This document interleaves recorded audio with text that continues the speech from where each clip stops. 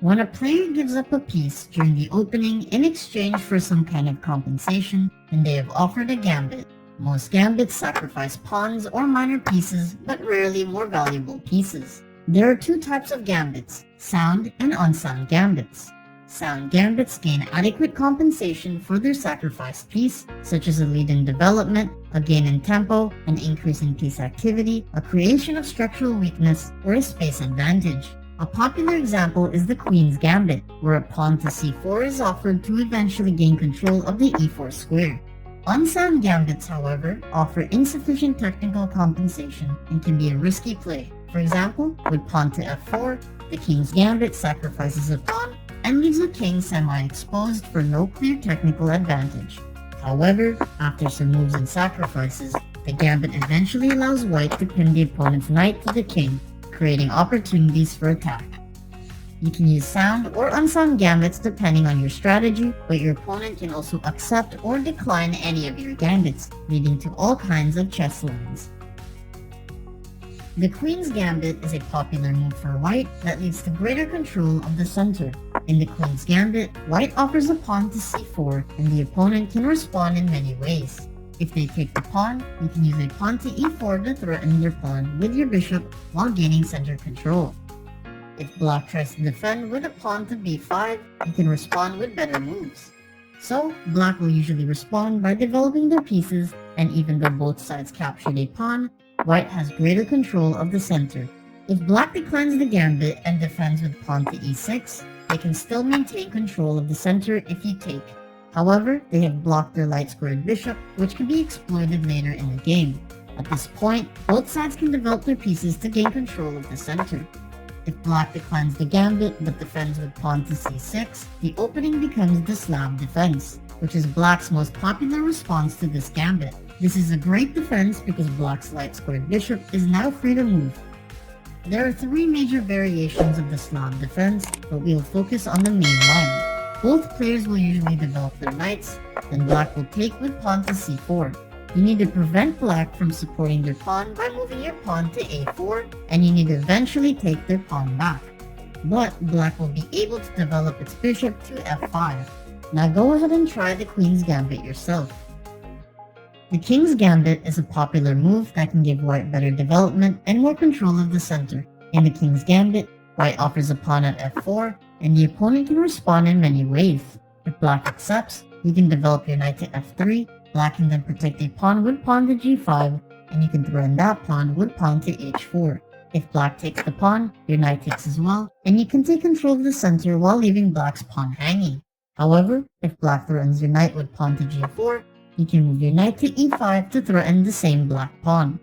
Instead of moving your knight, you can also move your bishop to c4. Black responds with queen to h4, checking your king, and you then escape with the king to f1. Although you cannot castle anymore, you can threaten black's queen with your knight, forcing black to move the same piece twice while you have more developed pieces. If black does not accept the gambit, they can move their pawn to d5 in a move known as the Folk-Beer counter gambit. This opens up black's queen and bishop to attack your vulnerable king side.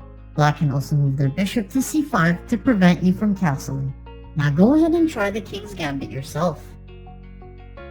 The Scotch Gambit is an aggressive move for white that quickly develops its bishop to its most active square while gaining a positional advantage. In the Scotch Gambit, white offers a pawn at d4, and the opponent can respond in many ways. If black accepts the gambit and takes with pawn to d4, you can develop your bishop to c4, threatening the f7 square. In one line, black responds with bishop to c5, and you can castle or move your pawn to c3.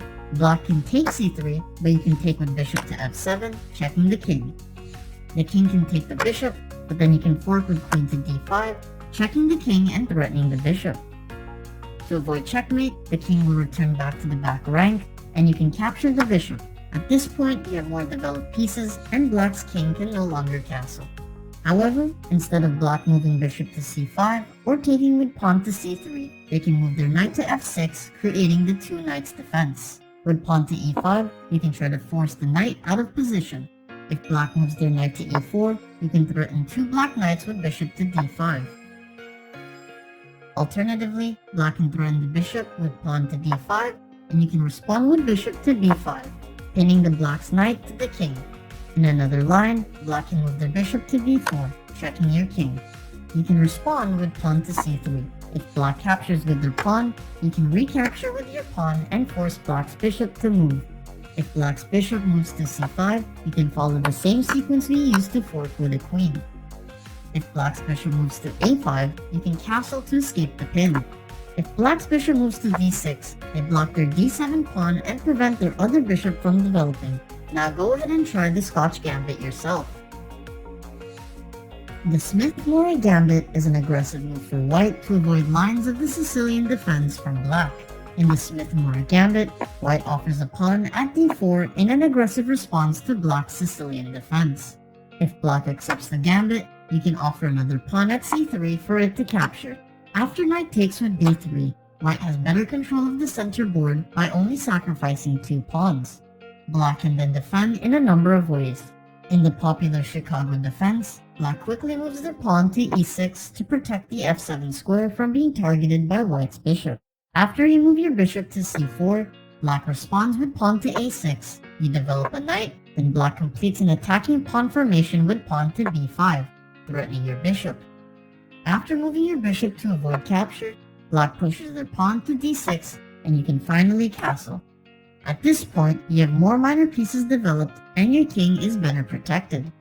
In another line, both players develop their pieces to prepare for battle. First, both players develop their knights, then black moves with pawn to d6. You can respond with bishop to c4, and black defends their f7 pawn with pawn to e6. After you castle, black develops another knight, and you can move your queen to e2. Black moves their bishop, then you can pin black's pawn to their queen with rook to d1.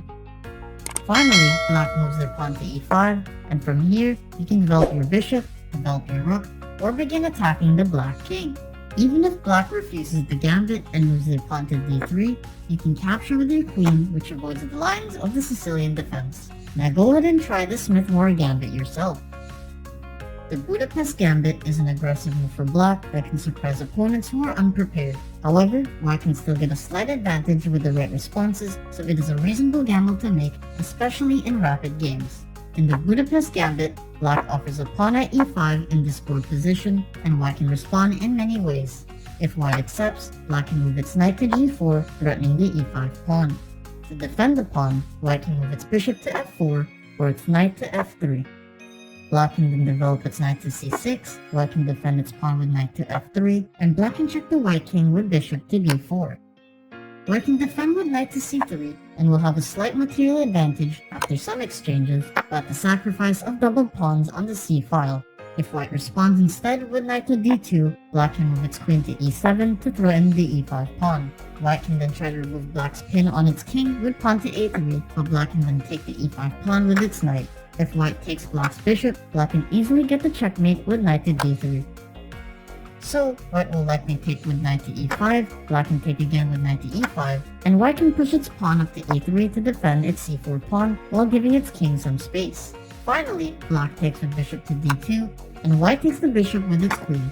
At this point, white has slightly better development, but black has removed white's material advantage, so both sides are not too far behind each other. In the Alekhine variation, after black moves its knight to g4, white can push its pawn to e4. After black takes with knight to e5, white threatens the knight with pawn to f4, while placing pressure on the center board. At this point, black needs to overextend white's pawn development and move its minor pieces to exploit the resulting pawn structure. Now go ahead and try the Budapest Gambit yourself. The Benko Gambit is a powerful gambit for black that opens up queenside files for later attack. Many beginner to intermediate players who are unaware of this gambit will find it difficult to play against.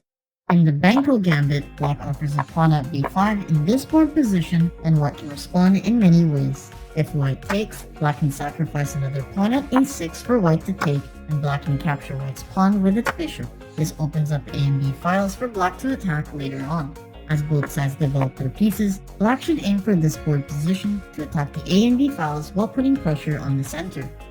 If white does not take the a6 pawn, white will likely push a pawn to e3 to open its bishop for development. After black takes with pawn to b5, white recaptures with bishop to b5. White may also push the b5 pawn to b6 to keep the a and b files closed. Black can take with queen to b6, white develops its knight to c3, and black moves a pawn to d6. Even though white lost its material advantage, white can push a pawn to e4 to maintain center control. Now go ahead and try the Benko Gambit yourself.